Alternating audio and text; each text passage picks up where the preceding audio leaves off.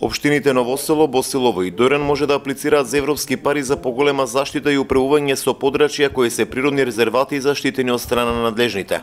Станува збор за водопадите, Моноспитовското блато и Дојранското езеро како најголеми природни резервати богати со флора и фауна. Ова не значи дека не може да аплицираат и општините каде има помали заштитени подрачја, велат од UNDP кои заедно со Европската унија одобруваат околу 4,3 милиони евра за поддршка на 20 на проекти.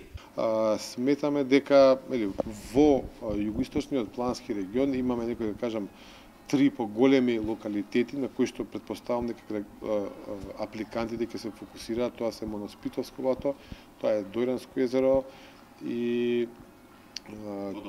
тоа се Смоларски и Колешински водопади. Меѓутоа сепак постојат некои други мали локалитети кои што се помали, нивната вредност е помала, се работи за помало заштитено подрачје.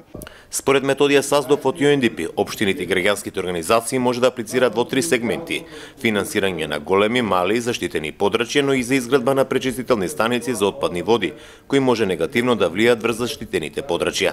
Целта е да се воспостават управувачки структури и одржлив туризам со овие подрачја.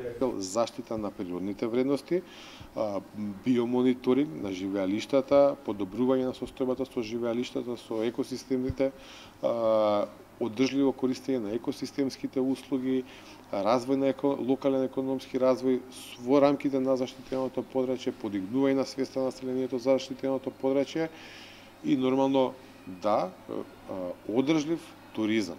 Значи, не туризам масовен, не туризам кој што ќе биде во насока на уништување на природните вредности, него туризам кој што ќе биде искористен со цел да ги едуцира луѓето, туризам кој што ќе овозможни самоодржливост на самото заштитено подрачје.